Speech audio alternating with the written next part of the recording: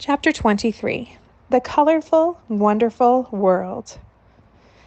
As soon as I entered in my house and everyone gathered around me, all they wanted to know was about the American visa.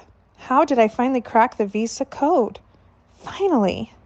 Everyone was curious.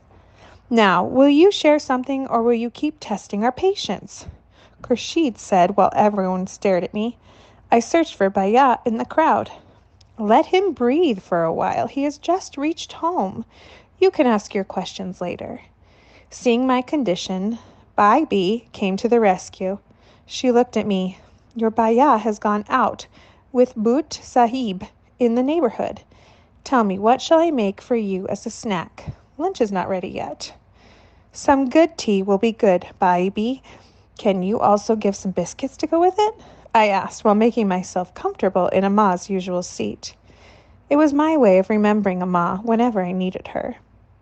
I wished if Amma was here, sitting and smiling as I entered the house.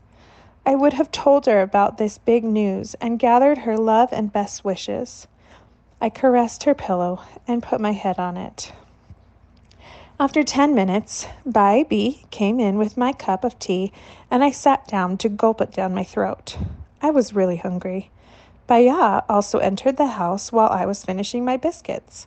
I immediately got up from my seat and went to Baya. He held me in a tight embrace.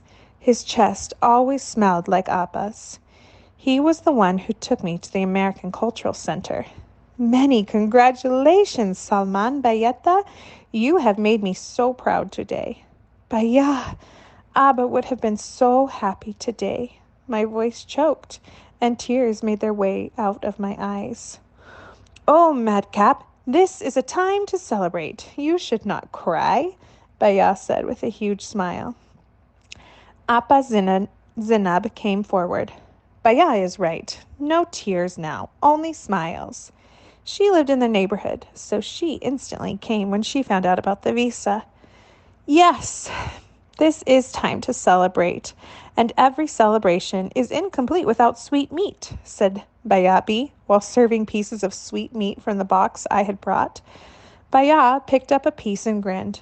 I have already planned how to celebrate this huge achievement fully, he added. All of us were curious to know, so we asked all together. Before Salman's departure, I have decided to invite the entire family home so he can meet everyone and take blessings before he leaves. Baya explained while everyone nodded and smiled as if agreeing to the proposal. After a week, Baya planned the gathering as per his promise. He invited the whole family home a day before my departure. I woke up early in the morning that day and went to the graveyard to pay visit to Amma, Abba's graves. They were eternal life partners, as their resting place was also next to each other. When Abba John passed away, it was Amma's idea to reserve her spot with her life partner.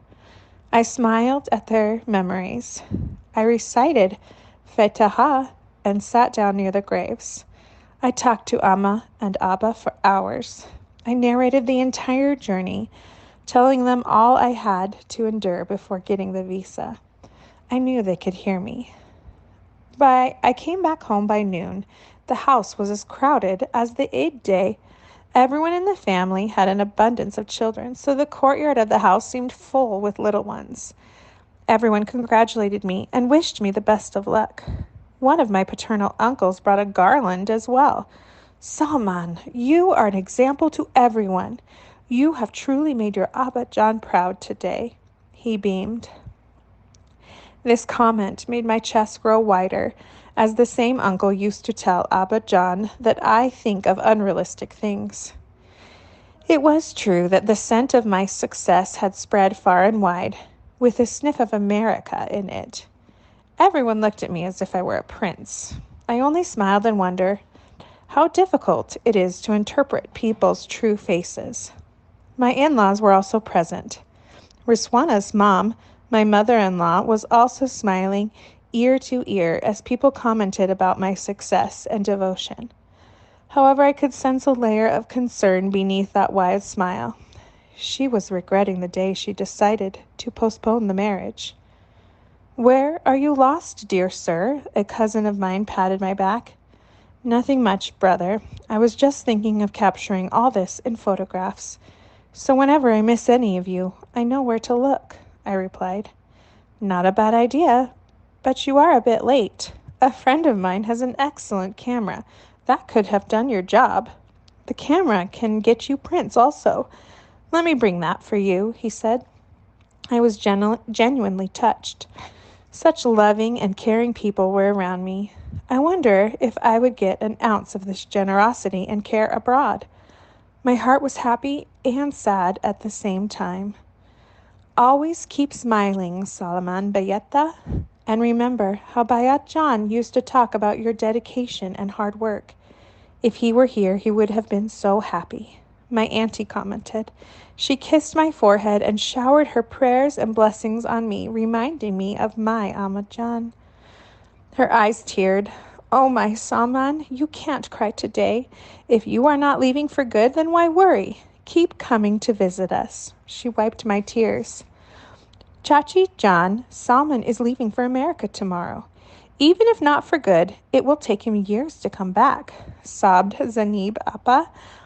I knew if there was anyone who could read my heart, it was Zanab Appa. She was dear to me as Ahmad John. Salman, it's the reality of the world that in order to get something, one has to lose something. The best thing that you have done for everything on your own. A bright future and exceptional life await you," said Chachi John. She looked up at Zanab Appa. "Zanib, my daughter, you have become strong for him. If he will be happy and satisfied there, you will be glad and content here," she added. Chachi John hugged us both. She was right. We had to be strong. We were wiping each other's tears while Baya called us out as the dinner was ready.